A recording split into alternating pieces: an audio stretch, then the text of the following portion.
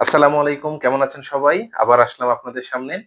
আজকে যে বিষয়টা নিয়ে কথা বলবো, এই কম সময়ে ৪৬তম লিখিত পরীক্ষায় আপনি কিভাবে পড়বেন?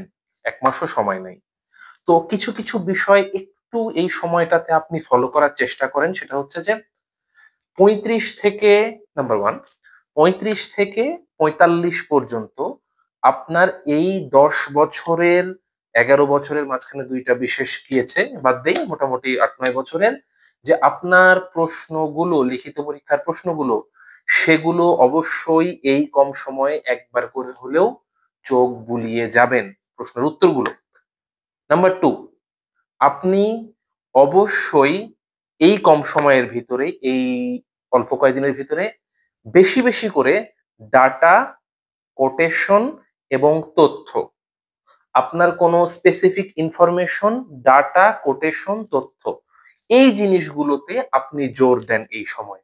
এবং অবশ্যই নতুন কিছু পড়বেন না, কখনোই না। এই সময়ে আপনি নতুন, হ্যাঁ, আমি একটা বিষয় মনে হতে পারে যে আমি এই বিষয়টা জানি না, আচ্ছা নতুন একটা টপিক, এই জিনিসটা আমি পড়ে যাই, এই জিনিসটা আসতে পারে। ভাই, বিলিভ মি, নতুন কিছু পড়বেন না এই কম সময়ে। আপনি আগে যেই জিনিসগুলো পড়েছেন সেগুলোই সবগুলো অবশ্যই আপনি রিভিশন দিয়ে যাবেন। অবশ্যই একবার করে হলেও অতীতে যা পড়েছেন, যেই বই পড়েছেন, যেটা দাগিয়ে পড়েছেন, যেটা নোট করে পড়েছেন, সেই সব জিনিসগুলো আপনি একবার করে হলেও চোখ বুলিয়ে যাবেন এই কম সময়ে। এটা অবশ্যই গুরুত্বপূর্ণ। প্রশ্নের প্যাটার্ন ভালো করে বুঝে যাওয়া। আপনি একটা পরীক্ষা দিবেন, ধরেন বাংলা পরীক্ষা দিচ্ছেন। বাংলা পরীক্ষায় কি আসে? সারাংশ, সারমর্ম, ব্যাকরণ, রচনা, বঙ্গানুবাদ, এই জিনিসগুলো আপনাকে জানতে হবে।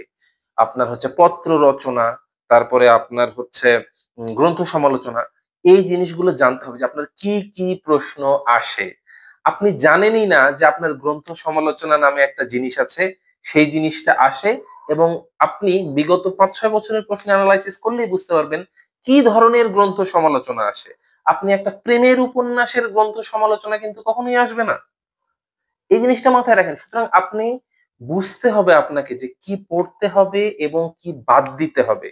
এই জন্য আমি বলি যে প্রশ্ন অবশ্যই বুঝে এনালাইসিস করে এই কম সময়ে আপনি যত বেশি সংখ্যক নাম্বার কভার করা যায় প্রশ্নের, সেইভাবে প্রস্তুতিটা নিতে হবে। এবং ফাইনালি আপনাকে অবশ্যই হাতের লেখা প্র্যাকটিস করে যেতে হবে। সুন্দর হাতের লেখার কথা বলছি না আমি, বোধগম্যতার কথা বলছি। আপনার হাতের লেখা অবশ্যই ফাস্ট হতে হবে, ডেফিনিটলি ফাস্ট হতে হবে। আপনাকে প্রচুর লিখতে হবে, প্রচুর লিখতে হবে। সেই জন্য আপনার যত দ্রুত লেখা যায় সেই প্র্যাকটিস করে যাবেন।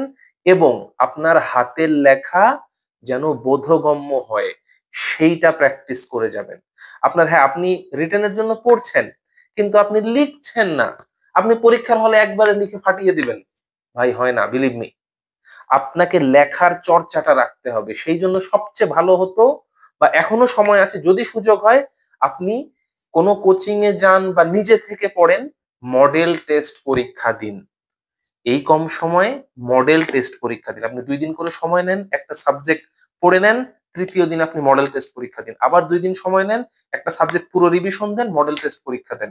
এই কম সময় আপনার লেখার চর্চাটা খুবই জরুরি।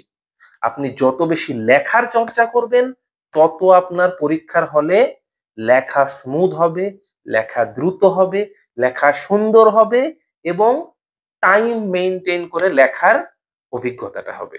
সুতরাং এই জিনিসটা খুবই জরুরি।